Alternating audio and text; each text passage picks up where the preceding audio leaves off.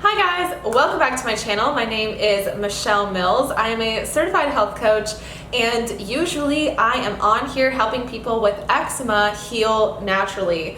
But today it's a little bit broader. It still affects a lot of people with eczema, but today we are talking about fatty liver.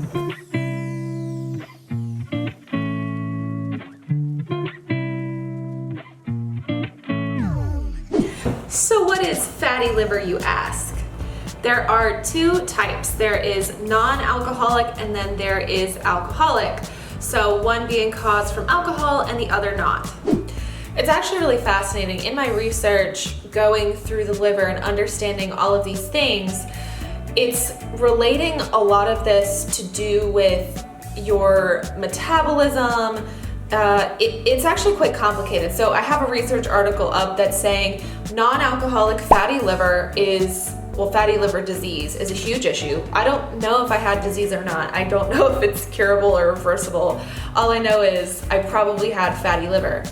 And it's saying that it's often associated with metabolic diseases like obesity, type 2 diabetes, and metabolic syndrome. And so when I think back to what was happening with me at the time, I started eating a lot of sugar. So I was actually eating Ben & Jerry's ice cream quite often that had high fructose corn syrup in it. And I just wonder if this excess of sugar actually caused my liver to be in this state. I also think it has to do with your gut as well. It has to do with leaky gut, which I definitely had at the time. I was going through a lot of stress, eating a lot of random foods. So I think it was leaky gut. It had to do with my microbiome, and it had to do with my intake of sugar, which I think is really interesting. And if you know you're dealing with this issue, do you feel like it was onset by something similar? Now, I just want to preface this with saying I am not your doctor, I'm not your dietitian. Anything you hear in this video is just used for you as a guide. I personally dealt with a lot of issues with my liver, and I was able to completely reverse it in about 2 years to go from a lot of issues to absolutely no issues. And if you're somebody with a lot of food intolerances related to your liver, this is the video that you're gonna wanna watch. So this is just gonna come from my experience. I actually would love more information on the liver. So if you know a lot on this topic, please drop some links in the comments down below, especially to research articles. This is more of an open dialogue than me being the expert in this situation. I just kind of want to tell you my experience of how I was able to completely reverse my issues with my liver. So about 4 years ago, I ended up with really severe eczema, and it was spreading all up and down my arms. It was a really terrible situation. And for those of you who are on my channel that already know my story, you're like, yeah, I've heard this. Well, did you actually know that a lot of what I was dealing with at the time was related to my liver? And a lot of times people with eczema end up having issues with their liver.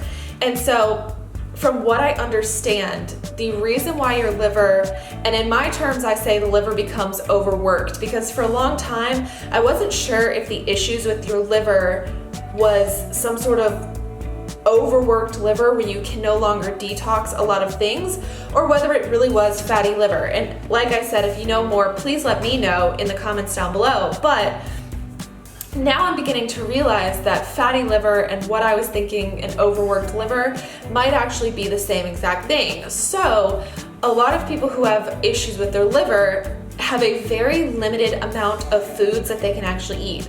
So when I am helping people heal with eczema, I focus on salicylates, but there is a number of different types of plant chemicals that your liver is unable to detox, causing you issues. I focus on salicylates. So for example, things like oranges, dried fruit, certain nuts, certain spices are very high in salicylates.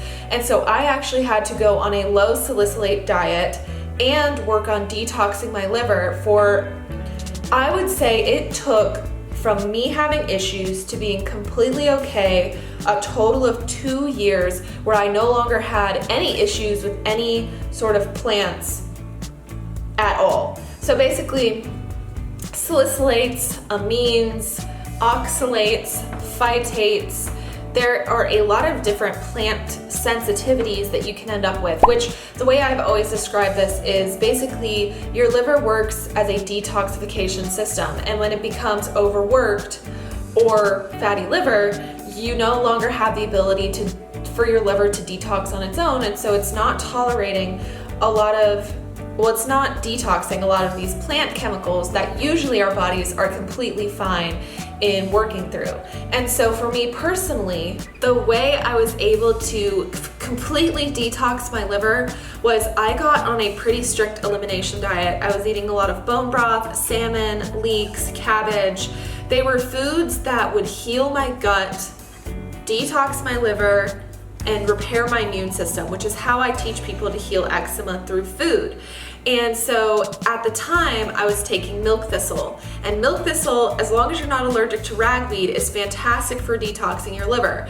So I would drink milk thistle tea, I would drink dandelion tea, and that would help my liver so dramatically. Where for me, with my fatty liver, I always had, my skin would flare, my eczema would flare, it would become very itchy.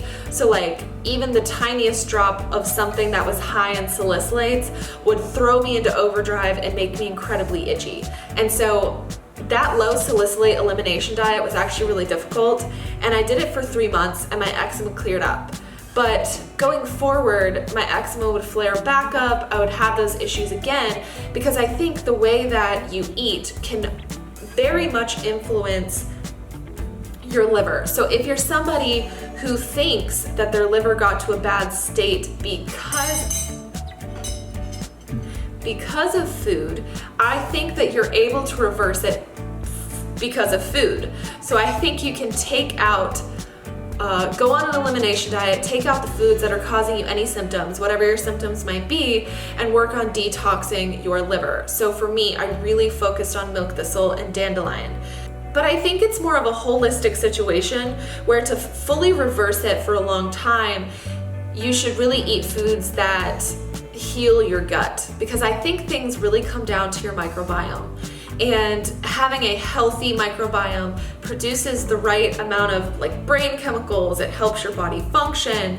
And so healing your gut is kind of the center of your health. So not only would you be taking milk thistle, which by the way, your liver, from what I've read, your liver can become dependent on the milk thistle as a form of detoxification. So only take milk thistle for about 3 months and make sure to check with your doctor or whoever you need to check with before you implement something like that, like a supplement. And so I took milk thistle for 3 months straight. I took it in the morning and I took it at night. And I also would take it in the middle of the night if I woke up with an eczema flare. And so for me, it was really helpful if I took the milk thistle before I ate a meal. And so it helped my liver detox and feel better and just like rid itself of all of these issues, to where, granted, I don't think my liver was in that bad of a condition. I think it was onset by a few months of being a little bit crazy with my diet and being highly stressed out. The funny thing is, I can feel when my lifestyle's too crazy. I'm eating more sugar, I'm going out more, I'm not resting. I feel as though my liver starts to act up a little bit. I don't have a lot of symptoms to show me that, but I just have this feeling that I really have to be conscious and aware of my liver and my body, to where I really want to teach you guys how to have a holistic transformation. So back when I was little, I didn't get diagnosed, but I'm pretty sure I had hypoglycemia and my blood sugar would sink. I had to have food on me at all times. It was super scary, and I literally felt like I was going to die. Like I felt like I was gonna black out and throw up, and I felt awful when my blood sugar would drop. And so I know that I have a history of dealing with metabolic issues, insulin issues, and I was able to reverse my eczema, my liver issues, my metabolic issues through a lot of holistic things. And so I would also suggest intermittent fasting if you're trying to reverse your fatty liver, because it gives your body a break. It gives your liver a break to take care of itself and to be able to not have to constantly be working and trying to detox.